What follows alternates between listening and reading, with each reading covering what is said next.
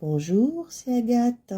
On va parler chiromancie. La chiromancie, c'est l'étude des lignes de la main. On peut apprendre beaucoup de choses sur la forme, sur la longueur des doigts, sur les phalanges, comme elles sont orientées. On peut apprendre au niveau des poignets, des traces. Voilà.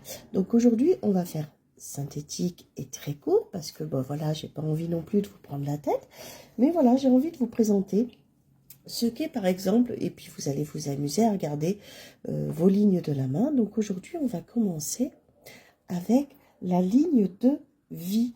Cette ligne de vie. L'aspect général de la ligne de vie donne une impression d'ensemble sur la vie de la personne dans laquelle on regarde les lignes. La ligne, elle se lit toujours, la ligne de vie, de haut en bas. Si elle est longue, elle peut être comme ça, longue, elle peut s'arrêter, elle peut des fois dévier, ou elle peut aller derrière le mont de Vénus. Donc si elle est longue, il y a de fortes chances que l'existence le soit également. Si elle est courte, ça ne veut pas dire qu'on aura une vie courte, mais il est fort possible que le sujet trouve ou se trouvera confronté à des menaces qu'il lui faudra surmonter. Il y aura des difficultés. Parfois, on peut voir aussi qu'elle peut être double. Je vous expliquerai aussi comment on interprète ça. La courbure est un indice de vitalité.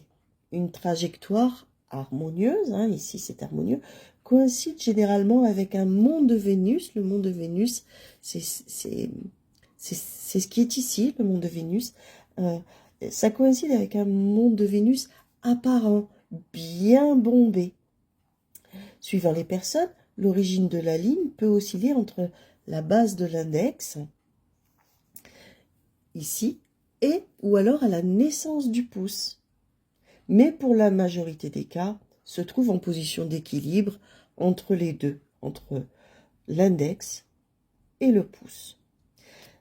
Donc la ligne de vie peut nous indiquer l'affirmation de soi ou, au contraire, des personnes en retrait, plus dans l'intériorisation.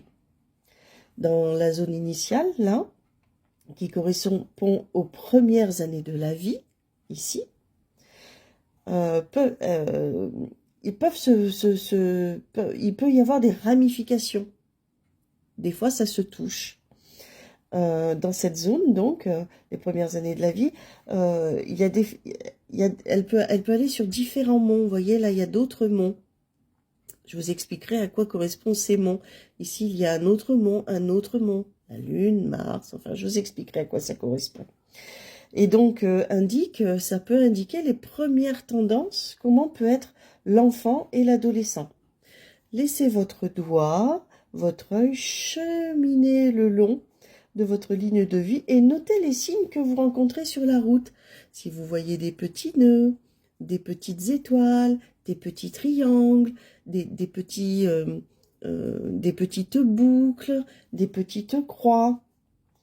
Même si leur sens profond ne vous paraît pas évident, ils apportent tout de même à votre subconscient des indications qui vous seront utiles un jour. La figure dessinée par la terminaison de la ligne, souvent il y a un hiéroglyphe, un dessin très personnel. Soyez curieux, regardez comment se termine une ligne de vie.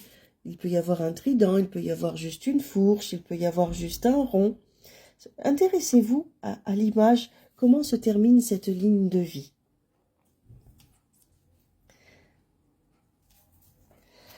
Elle peut aussi, cette ligne de vie, comme je vous ai fait voir, aller très très loin derrière le mont de Vénus. Et voyez, on note sur la ligne de vie, voyez 0, 10, là c'est l'adolescence, là c'est l'âge du jeune adulte, là c'est l'âge de l'adulte, du senior, de la personne plus âgée, de la personne très très âgée, et ça peut aller vraiment très très loin jusqu'à 100 ans. Observez votre ligne de vie et vous en apprendrez beaucoup sur vous-même. À très vite. La prochaine fois, nous parlerons de la ligne de tête que l'on appelle souvent aussi la ligne d'esprit. À très vite. Tchuss, merci de m'avoir suivi tout jusque-là.